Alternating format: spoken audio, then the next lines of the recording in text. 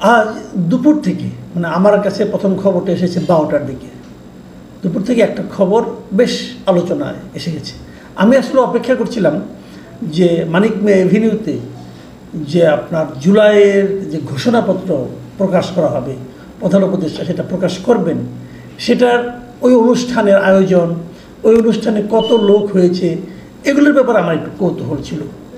সেগুলো আমি দেখার চেষ্টা করছিলাম, জানার চেষ্টা করছিলাম।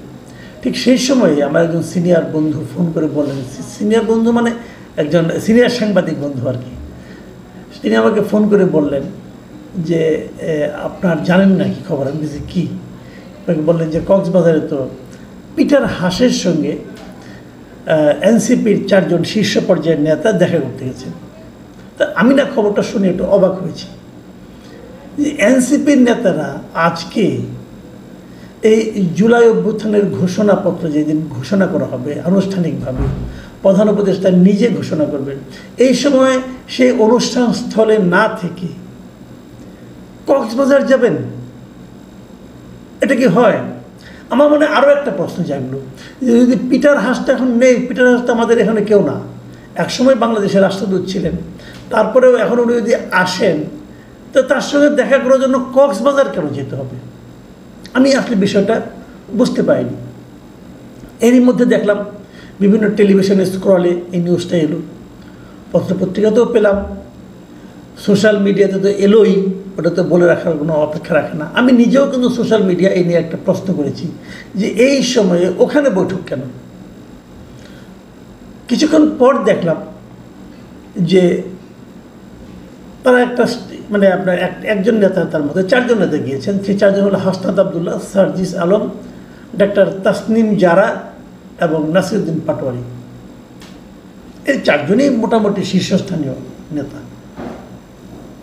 তো আমি দেখলাম নাসিরউদ্দিন পাটোয়ারির একটা বক্তব্য, দৈনিক যুগান্তরে এই নিউজটি এসেছে।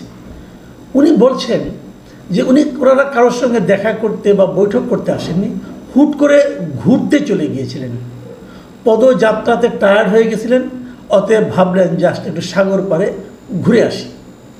এই ধারণা থেকে তারা ঢাকা থেকে প্লেনে করে 11:30টায় কক্সবাজার নেমেছেন, ওখানে সাগর পাড়ে ঘোরাঘুরি করবেন এবং ওখানে একটা হোটেলে থাকবেন। যে হোটেলটায় থাকবেন সেটা হলো কক্সবাজারের সবচেয়ে এক্সপেন্সিভ হোটেল, রয়্যাল টিউলিপ নামে পরিচিত। আসলে হোটেল হলো sea pearl beach resort and spa limited, বাড়ি ময়মনসিংহে, আমার এলাকার বাড়ি। এই মালিকের ছোটো ভাই আবার ময়মনসিংহের একসময় মেয়রও ছিলেন আওয়ামী লীগ আমলে। এই ভদ্রলোক, যাই হোক, এটা নিয়ে অন্য আলাপ, ওই আলোচনায় যাই না। এই এক্সপেন্সিভ হোটেলে ওনারা গিয়েছেন, জাস্ট ভাবলেন যে একটু ঘুরে আসি, মানে একটু ঘুরে আসি বলে প্লেনে উঠলেন, কক্সবাজার গেলেন। এই হোটেল, যে হোটেলের কথা বললাম, আপনি যদি অনলাইনে যান দেখবেন এই হোটেলে পার নাইট ভাড়া হলো 18,000 টাকার একটু বেশি। হয়তো ওনারা কম টম কিছু পাবেন, সেটাও 15,000 টাকার একটু বেশি। 1 রাতের ভাড়া, 1 দিনের ভাড়া প্রতি রুমের। ওনারা 4 জন গিয়েছেন, 4 জনের জন্য 4টা রুমই নেবেন। আপনি যেহেতু একজন নারী আছেন, তো জাস্ট ঘুরে আসি বলে যাবেন, আবার বিকেলে ফিরবেন। 3:30টা নাকি ওখান থেকে ফ্লাইট, শুনেছি এরকম আর কি, যা দেখলাম মিডিয়াতেও দেখলাম। তো জাস্ট ঘুরে আসার পেছনে ওনারা এতটা ব্যয় করতে পারেন। এদের মধ্যে অনেকে ধনী মানুষ নিশ্চিত, তাহলে তো এত হবে না।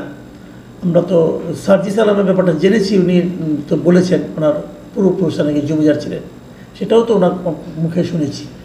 আবার আন্দোলনের সময় অন্য দৃশ্য দেখেছি। যাক, সে আলোচনায় আর না যাই, আমি বরং অন্য কথা বলি। আসলে কি ওখানে পিটার হাসের সঙ্গে দেখা করতে গিয়েছিলেন? যুগান্তরে যে রিপোর্টটা আমি পড়লাম, সেই সাংবাদিক ওই হোটেলের মালিক পক্ষের সঙ্গে কথা, মালিক পক্ষ মানে 2 জন কর্মচারীর সঙ্গে কথা বলেছেন। একজন কর্মচারী বলেছেন যে এখানে পিটার হাস আসছে কিনা আমি জানি না, তবে পিটার হাসের মতো একজনকে হোটেলে দেখা গেছে। এখন এটার কি অর্থ আমি বলতে পারবো না, উনি নিজেও নিশ্চিত না যে উনি পিটার হাস কিনা। আবার অন্য একজন টিউলিপের আরেকজন কর্মকর্তা বলছেন যে পিটার হাস সম্ভবত এখনও হোটেলে আসেননি, কিংবা এখনও নেই, এখানে নেই, মানে এখনও আসেননি, মানে পরে আসতে পারেন, হতে পারে, আমি বলতে পারবো না। এখন প্রশ্ন হলো, এগুলি হোক, আমার কোনো ব্যাপার না, কে কার সঙ্গে মিটিং করবে না করবে না তার রাজনীতি, তার পলিটিক্যাল পার্টির ব্যাপার, কেন মিটিং করবে এই আলোচনাও আপনি করতে পারেন। যে যদি ধরে নেই যে পিটার হাস ধরে নেই মিটিং হবে, তাহলে প্রশ্ন তো উঠবেই, পিটার হাস এসে ওদের কিসের মিটিং, কী করবেন মিটিং করে? পিটার হাস হয়তো অনেকে মনে করেন যে হাসিনার বিদায়ের পিছনে পিটার হাসের একটা ভূমিকা আছে, কারণ ওই সময় ওখানে ওই সময় উনি ছিলেন, মানে আপনার এখানকার অ্যাম্বাসেডার ছিলেন।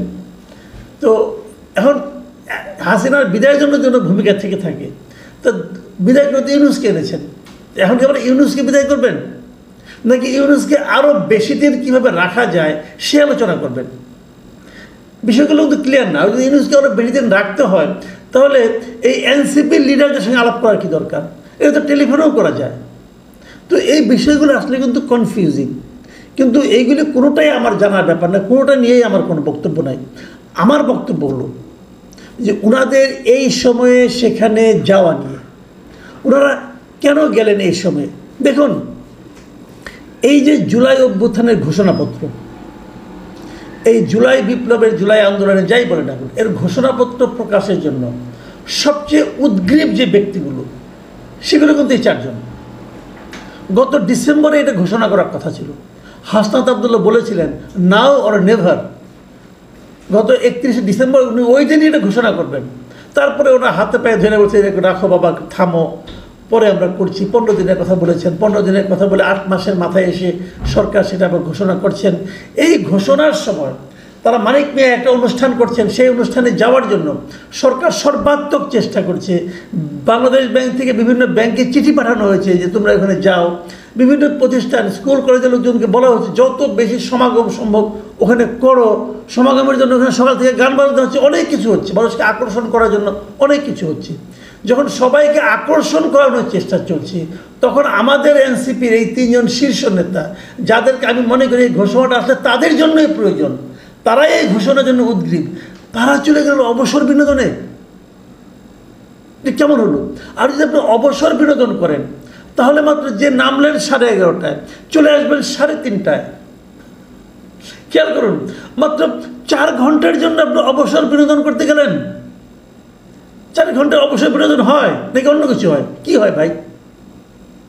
আপনি যদি বিনোদনই করতে যান, অবসর বিনোদন করতে ঘুরে আসতে যান, তাহলে তো আপনি কক্সবাজারে এত টাকা দিয়ে থাকবেন, এত দামি হোটেলে থাকবেন, একটা দুটো কিন্তু থাকবেন, এই হোটেলে সুইমিং পুল আছে, এখানে ঝাপাঝাপি করবেন, অনেক কিছু করবেন। কিন্তু আপনি গেলেন আর এলেন, এটা হলো যাই ঘুরে আসার মতো হলো? এটা কি বাংলাদেশের মানুষ বিশ্বাস করবে ভাই? ঘটনা অন্য জায়গায়। সেটা কি, সেটা আমরা জেনে যাব, কোনো সমস্যা নাই। মানুষ বলে দেয়, সব জানাজানি হয়ে যায়, অথবা পরবর্তী সময় আপনাদের কর্মকাণ্ড দেখে মানুষ সন্দেহ করবে, সেটাও হতে পারে। কিন্তু সবচেয়ে বড় কথা, এটা আপনাদের জন্য মানানসই হয়নি কাজটা। এই সময় আপনার এই যাওয়াটা আপনাদের দলের নেতা কর্মীদের মধ্যে একটা, আমি মনে করি, একটা নেগেটিভ বার্তা ছড়িয়ে দেবে। এটা আপনাদের জন্য, আপনাদের ইতিবাচক ভাবমূর্তি উজ্জ্বল করবে না, বরং একটা নেতিবাচক ভাবমূর্তি তৈরি হবে। এটা বাংলাদেশ, মাথায় রাখবেন। বাংলাদেশের মানুষ অনেক ধর্মপ্রাণ, মানে তারা ধর্মকে ভালোবাসে, ধর্মভীরও বলতে পারে। আপনারা যদি যাবেন, যদি অবসর বিনোদনী হয়, আমি যতটুকু জানি এই দায়িত্ব নেওয়ার পর, মানে নেতা হওয়ার পরে, সার্জিস সাহেবও বিয়ে করেছেন এবং হাফতার সাহেবের বিয়ে করেছেন। তাদের বিয়ের বয়স 1 বছর এখন হয় নাই, এখন 1 বছর হয়নি। তাহলে আপনার ওয়াইফদের নিয়ে যেতেন। যদি আপনার অবসর বিনোদনী করতে হয়, যদি আপনার ঘুরে আসার জন্য হয়, তার মানে এটা ব্যক্তিগত সফর নয়, এটা একটা সাংগঠনিক সফর, এটা একটা মানে রাজনৈতিক সফর।